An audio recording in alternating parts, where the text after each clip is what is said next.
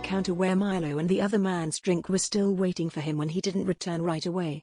She quietly glanced into the cup to see what was inside. She couldn't tell if the tea was thicker or more crimson than usual. And if her fears were baseless, she'd be okay. But what if she was correct? It was impossible to predict what he would do. When Milo stepped back out, she began idly flicking through her phone so as to seem casual. "How is your friend, Milo?" Amy asked. He was now standing close to her. He seemed to be checking out the cups in the same way she had a few minutes before. "Justin says he's been in for more than a week. Was he really in there the entire time?" She gave him her best grin, but even she could tell how forced it was. Milo looked to be unaware of what Amy was doing, or he didn't say anything. His thoughts appeared to be elsewhere. "He's not well, and he's been sleeping most of the time. He seemed to be doing better today, thankfully." Milo's speaking style had changed. She had never seen this underlying anxiousness before. Not like this, in any case. She contemplated the likelihood that they had slept the entire time. For some reason, she couldn't see Milo with anybody romantically. Especially not with someone like him. To be fair, she didn't know anything about this person, she reasoned. Justin continued his rants. He'd better be dressed when he gets out of the bathroom. Amy wasn't ready to give her stamp of approval, but Justin appeared to make a big deal out of nothing. He couldn't get the man's immorality out of his mind. All she could think of was the large, awful scar on his side that encompassed more than half of his torso. She contemplated the nature of the mistake that had resulted in this. It confirmed her concerns about his being a vampire while also dispelling some of them. Vampires, according to what she had learned, did not have scars. But surely no human being could ever endure something like that. "How long have you and your partner been together?" Amy inquired, seeking a deeper understanding of their connection. Milo had already gotten a hold of the weekly flyer and was devouring it like it was the latest bestseller. "For as long as I can remember." The tone of his speech was more familiar to her this time.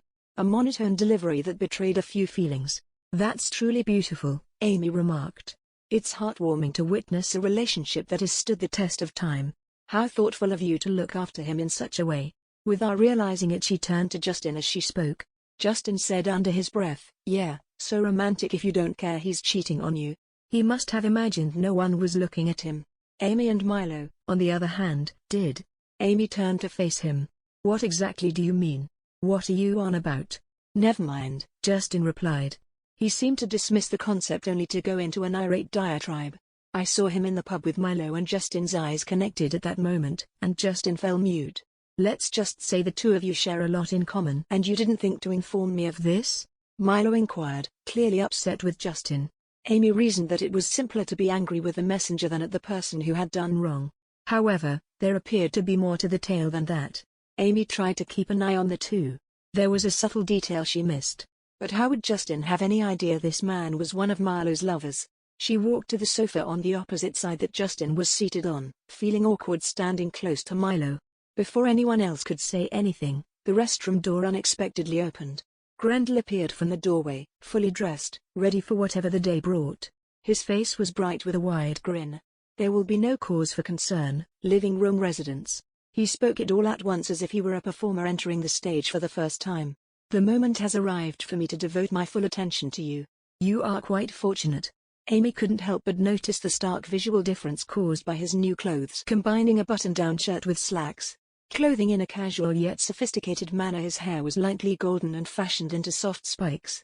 Amy was struck by waves of warmth and sexual yearning all at once. Whether she was blushing or not, she hoped Justin didn't notice. He approached Milo and took a position behind him, tilting his head to see what he was reading. "Did it finally happen? Did you read every book in the world now you are reduced to reading adverts?"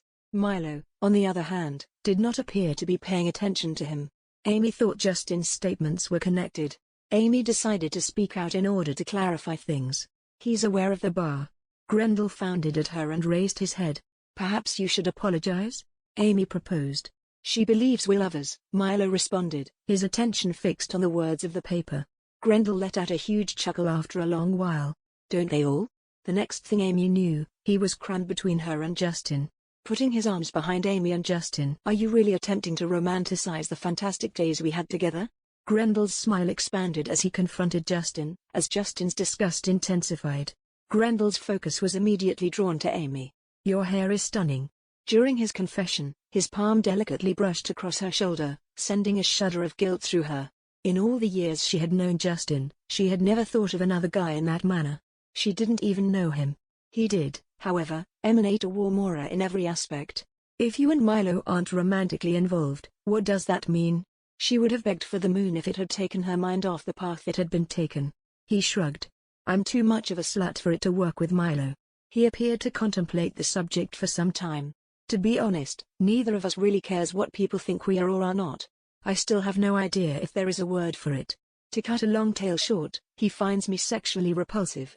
What makes you sexually unpleasant to someone? Amy had already said the words before she could stop herself, finding the wheels in the back of her head thinking horrible things she would never want anyone else to know about. Grendel glanced over to Milo as he spoke. See, the sexy Amy approves of me. Giving her a quick wink. I find you sexually repugnant, Justin growled as he attempted to flee Grendel. It was difficult since there was so little sofa remaining. And keep your dirty hands away from my lady. Grendel's grin remained unaffected. In fact, it widened as a consequence. Are you saying you want all of my attention? Justin frowned at Grendel as he lifted his arms in apparent submission. All right, you win. At the same moment, he leaned forward and took out his phone. Concerning the subject of lovers, is Isabel in contact with you? His hand went toward the phone as if he were ready to make a phone call. Milo glanced up shocked as he smacked the paper he was reading on the table. Don't. Grendel carefully lowered the phone, as if waiting for an answer. I can't have her seeing me like this. Milo turned away from them. Grendel looked at Milo as if he were seeing him for the first time before shaking his head. Would you like to see my adorable niece? Grendel turned to Amy, his phone screen showing a little girl dancing in her garden with what she assumed was her mother. Niece? Milo questioned as he approached Grendel. You don't have any siblings? Grendel's sparkling face came into contact with his for the first time. The child of Richard and Molly. When he handed Milo the phone, his demeanor altered considerably. Amy became sick to her stomach. She recognized the name. It had to be the same Richard she had chatted with. And the same uneasy feeling washed over her, as though he was about to burst into the room and make her pay for their previous conversions. She wanted to get up and leave, but Milo was in her path, and Grendel had remained seated. However, maintaining composure was a breeze. Grendel's attention was never drawn away from Milo, and Milo appeared to be a million miles away from where he was. That continued on for a while until Milo finally put down the phone. Where are they now? Grendel paused for a time, his jaw agape.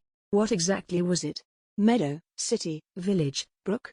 It was Meadow Villa, Amy answered, with all eyes on her.